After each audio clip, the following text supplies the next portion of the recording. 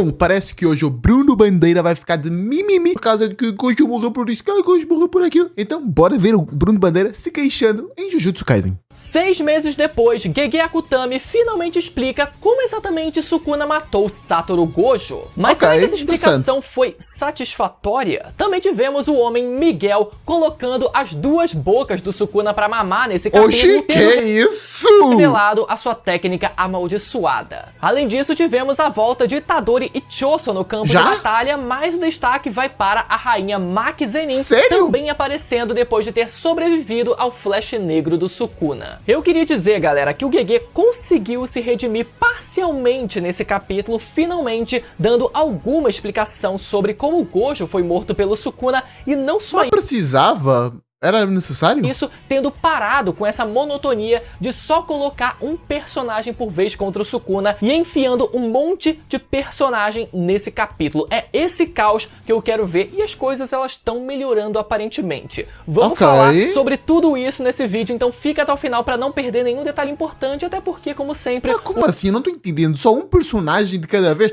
Veio primeiro o Yuta com antes veio o Yuta e o Itadori e a Rika também, os três lutando contra ele. Depois veio a Maki, que realmente estava sozinha, e depois veio o Kusakabe. Os únicos dois ficaram sozinhos, de resto todo mundo vai lutando junto. Quer dizer, o Gojo e aquele cara do trovão também lutaram juntos, verdade.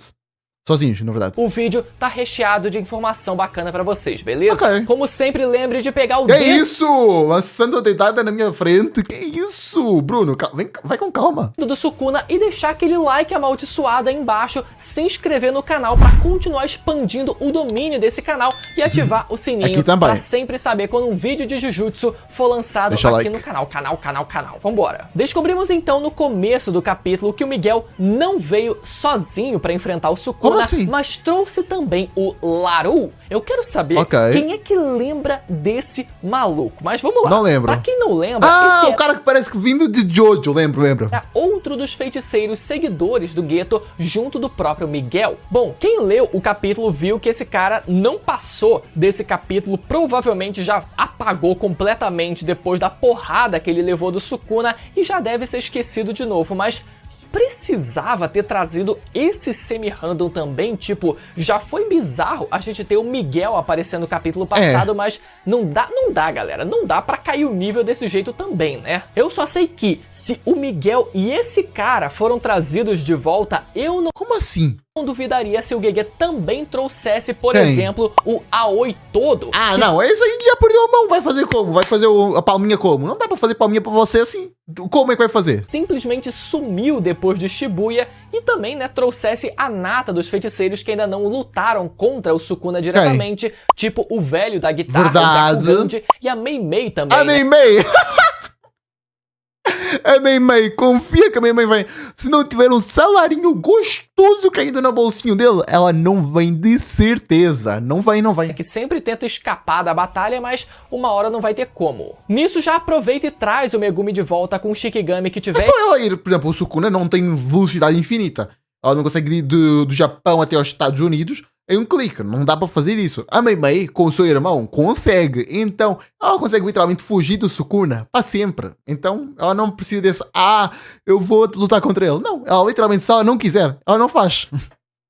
Herdado o poder do Mahoraga, traz a Nobara de volta também. Eu quero ver, é bagunça mesmo, mas com gente relevante e não o Laru. Mas enfim, voltando então pro capítulo, vemos o flashback da negociação do Yuta tentando convencer o Miguel a participar da batalha contra o Sukuna, argumentando que se o Sukuna não for impedido, a população do Japão vai ser quase que totalmente fundida com o Tengen, formando assim uma super maldição que pode ser um problema até mesmo para os outros continentes. Imagina esse bicho vagando não só pelo Japão, mas também pelo mundo. Seria um problema, né? Argumento razoável, mas o Miguel ainda contraria, dizendo que talvez ele prefira enfrentar essa maldição do que um feiticeiro capaz de derrotar Satoru Gojo, que foi de quem ele levou a pisa no filme Zero, né? Pra você ver como o cara ficou traumatizado. Se o cara... Óbvio que... Não, vai lutar contra o Gojo. Tu levas uma surra daquele tamanho e tu dizes, não,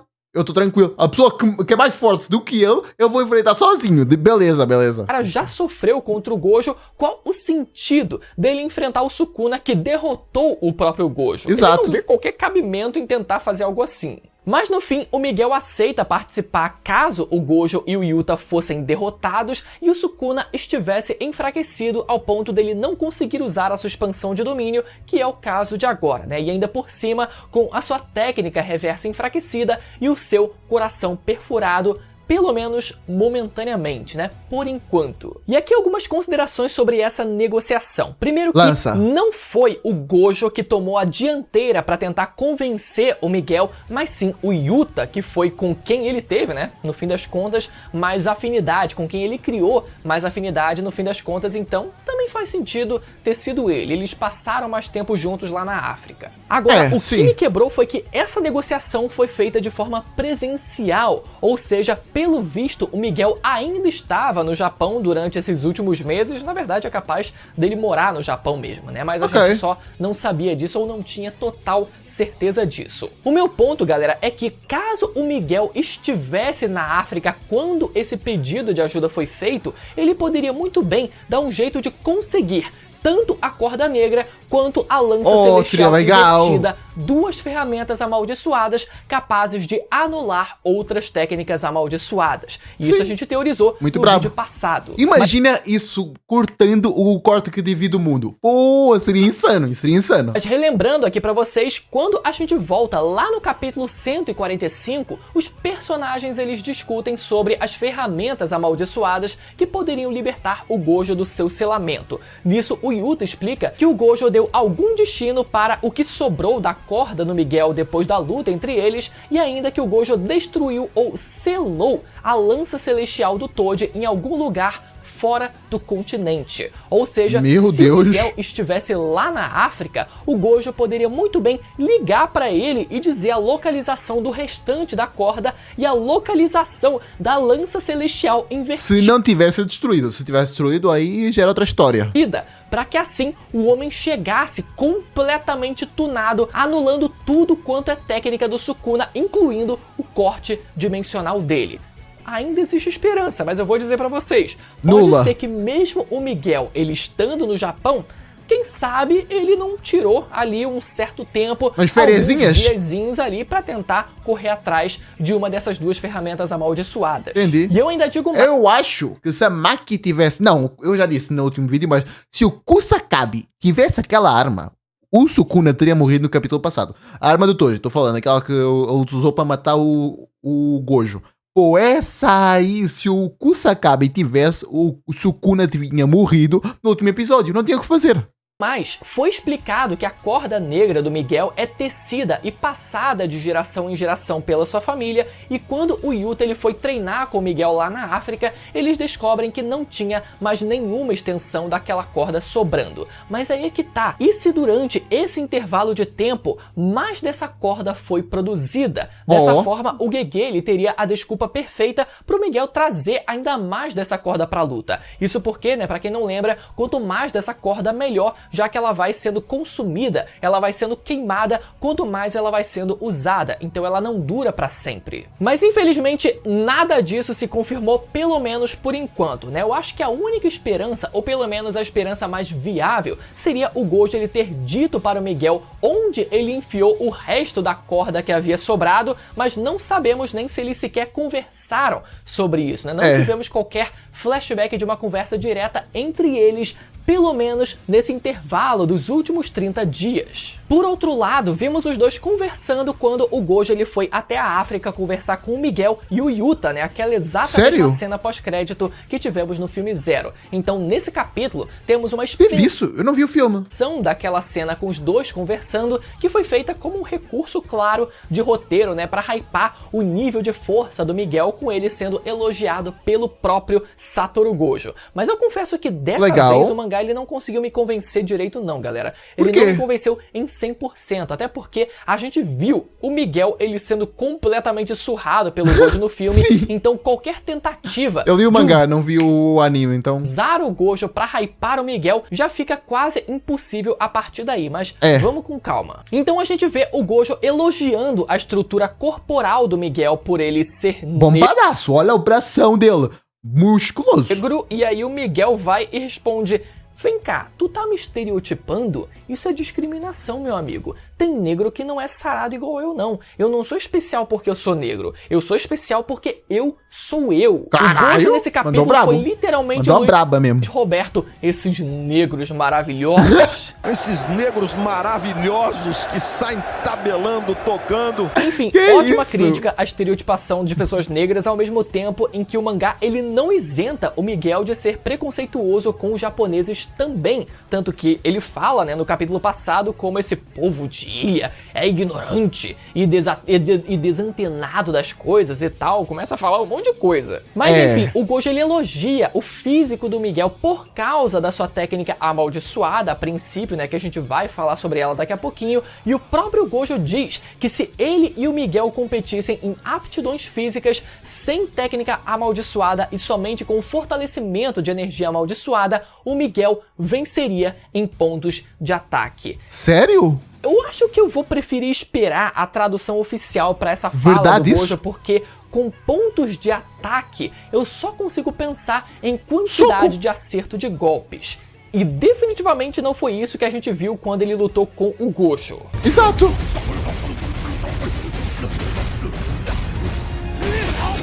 E foi por isso que eu disse que qualquer tentativa de tentar hypar o Miguel depois do filme Zero já é um ato praticamente falho, ainda que o Gojo tenha reconhecido no filme que ele era um cara durão.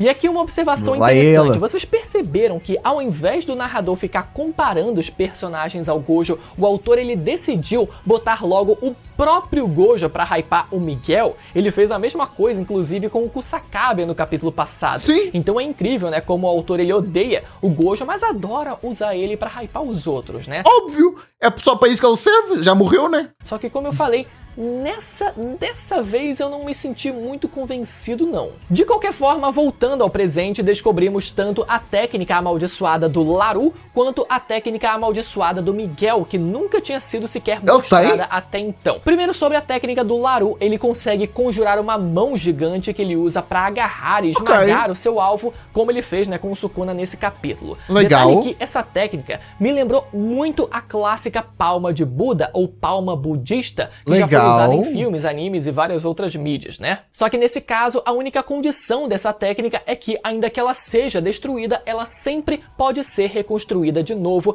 mas 1/10 do dano será devolvido ao corpo original. Então, ainda assim, ele precisa, né, tomar cuidado. Bom, depois do que o Sukuna fez com ele no final do capítulo, eu nem sei se ele precisa mais se preocupar com isso, né? Mas enfim. Já a técnica do Miguel é um pouco mais confusa. Ela se chama Cântico Exorcista, em que as batidas gravadas no seu corpo repelem maldições, melhorando os seus atributos físicos. Ou seja, quanto mais ele dança, aparentemente, mais forte ele fica. E ainda é dito que a sua técnica traz melhorias para ele e fraquezas para o seu inimigo. Brabíssimo! E é engraçado como nessa hora tem a imagem de uma pessoa negra e uma pessoa branca, uma de frente para outra, como se a técnica dele fosse um símbolo de equiparidade social, e eu nem tô zoando. Agora, eu queria chamar a atenção para esse detalhe que eu citei sobre a técnica dele trazer fraquezas para o seu oponente. Com essa frase, eu não acho que o inimigo ele fique realmente enfraquecido fisicamente, mas sim que, como o Miguel ele repele maldições com a sua dança e a sua técnica, as maldições acabam sendo redirecionadas também para o seu oponente, né? Para longe dele e, nesse caso, para perto do seu oponente. E isso explica aquela cena bizarra do filme Zero em em que o Miguel ele arrebenta uns cabos de energia elétrica e surgem umas maldições indo pra cima do Gojo logo em seguida. Foi uma cena meio confusa, mas que talvez possa finalmente ser explicada dessa forma. Bom, na prática vemos o Miguel desviando de uma série de cortes do Sukuna, socando o bucho do rei, até que chega novamente a tropa de feiticeiros pra rebocar o Sukuna junto dele. Finalmente o Itadori, a Maki e o... não lembro. Dori aparece novamente marretando a cabeça do Sukuna com seus braços, o Choso aparece usando a manipulação de sangue, mas o principal destaque vai para a Maki, que a brabíssima, sobreviveu àquele... minha esposa, já falando aqui, minha esposa aqui. Cuidado, não tá Ariki, minha esposa, tá? Flash negro do Sukuna, e nesse capítulo conseguiu cortar mais uma de suas mãos. Ou seja, agora o Sukuna está sem as duas mãos esquerdas e incapacitado de fazer os gestos de mão para lançar o corte dimensional. Nisso, Itadori mais uma vez cria a falsa... Ela não consegue fazer com os dois braços assim? Não? Será? Não sei. Esperança de que existe alguma chance de vitória, mas o Sukuna consegue mandar mais um flash negro contra o Laru no final do capítulo, que provavelmente não vai se levantar e só serviu para esse momento mesmo. Agora, quais foram as consequências disso? Se liga só. Pelo Sukuna ele ter usado mais uma vez o Flash Negro, ele recuperou a eficácia da sua técnica reversa. Isso porque o Flash Negro causa um fenômeno no corpo do feiticeiro que o faz ter um salto de performance de até 120% do seu potencial máximo. Por isso então que o Flash Negro do Sukuna fez com que ele agora recuperasse a sua técnica reversa e esteja a um passo de regenerar tanto o seu coração quanto as suas mãos que foram arrancadas e quem sabe ainda a sua expansão de Aí, pai. Agora, eu decidi seguir com o resumo do capítulo pra gente não perder o fio da meada, mas quando o Sukuna ele tem a sua segunda mão cortada pela Maki nesse capítulo, o narrador finalmente dá alguma explicação sobre o corte dimensional do Sukuna e a necessidade ou não dele precisar das suas mãos. Então, vamos lá, vamos com muita calma. É explicado então pra gente nesse capítulo que, a princípio, para usar o destrinchar que corta o mundo, o Sukuna precisa usar duas de suas mãos para fazer o mesmo selo que ele usa para a sua expansão de domínio. No caso, mãos opostas, né? Uma mão direita e uma mão esquerda. Entendi, mas então. Para cortar o Gojo, como o Sukuna havia perdido uma de suas mãos naquele momento e não estava na sua forma original de 4 braços, o Sukuna ele realizou um pacto para as demais futuras execuções dessa técnica. Sukuna jurou que para as próximas execuções do destrinchar que corta o mundo, ele precisaria realizar os selos de mão, recitar o encantamento e ainda definir a direção da técnica com a palma de uma de suas mãos, ou seja, 3 restrições. Ou seja, isso significa que quando o Sukuna usou o corte contra o Gojo, ele não precisou realizar o selo de mão, nem recitar o encantamento verbalmente, nem direcionar o corte com uma das suas mãos. Então a execução do corte foi realmente muito mais rápida do que a gente pensava. Eu particularmente ainda acho que com o Gojo conseguindo ler o fluxo de energia do Sukuna e ainda potencializado pelos 6 olhos, que dá a ele uma compreensão quase que automática do funcionamento de técnicas amaldiçoadas, e fora os outros argumentos que eu sempre trago aqui, ainda não é 100% justificável. Não sei, para de passar pano, Bruno. O Gojo morreu, ela era fraco, morreu, é isso, acabou. Mas aquilo, mas eu não sei, mas eu tinha tal... Ele vai reviver, não vai, esquece isso, Gojo morreu. Acertado, mas já é alguma coisa. Eu só me pergunto se isso foi um retcon por parte dele ou se o GG pensou nisso já naquele capítulo mesmo. E se ele pensou, era obrigação dele ter explicado isso 6 meses atrás. Não! O mangá dele tem de estar lá no contrato, tem de explicar como é que o Gojo morreu. Tá no contrato dele? Não tá, né? Agora é obrigado a fazer isso, por amor de Deus. Não só agora. E esse pecado eu não vou perdoar, porque eu não aguento mais falar desse assunto e toda semana eu sou obrigado a falar. Bom, de qualquer forma, Que é o isso? Miguel conseguiu durar mais de um capítulo contra o Sukuna, mas só porque ele trouxe o amigo bucha dele pra morrer no lugar dele, né? Mas é provável que no capítulo que vem ele acabe rodando também, né? Não tem pra onde Não sei, pô. Tem tanta gente, eu não sei não. fugir. Mas eu queria reforçar mais uma vez que o Gege ele teve uma certa redenção nessa semana e trouxe um senso de urgência interessante pros mocinhos, né? Agora que ele voltou, agora que o Sukuna voltou a poder se regenerar com tudo. O único problema que eu vejo é que isso faz parecer que a gente tá caminhando pra trás ao invés de caminhar pra frente, né? Em direção à derrota do Sukuna, mas vamos esperar pra ver. Se você ficou até o final do vídeo, lembra mais uma vez de deixar aquele like amaldiçoado, se inscrever no canal, vou deixar ativar aqui. o sininho pra saber quando o E tu, próximo já deixaste vídeo o like? Por favor, se quiseres deixar o like, tá aí. Mas se tu não quiseres, tudo certo, pode dar o like neste vídeo aqui que nós vimos o Sukuna humilhando o Kusakabe. Este capítulo aqui foi bom, tá? O Kusakabe brilhou, mas morreu, né? Foi de F, valeu, falou e fui. Tchau, tchau.